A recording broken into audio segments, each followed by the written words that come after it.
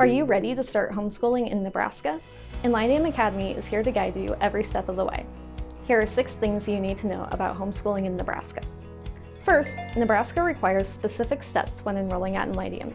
We provide step-by-step resources, which should be completed within a week of enrollment or re-enrollment. Second, Nebraska requires homeschooling families to provide a certain number of hours of instruction throughout the school year. Enlightium Academy meets those requirements. Third, the instructor simply needs to be qualified to monitor the student's instruction. Enlightium teachers are state and/or ACSI-certified, and a number of our faculty members have master's and doctorate degrees in their fields. Fourth, Nebraska requires that certain subjects be taken by the student. Your student's Enlightium counselor will assign these subjects. Fifth, immunization is required in the state of Nebraska.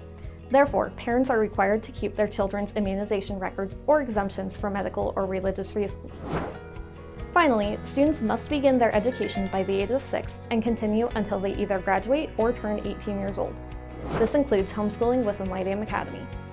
If you're interested in learning more about Nebraska homeschooling regulations, check out our blog.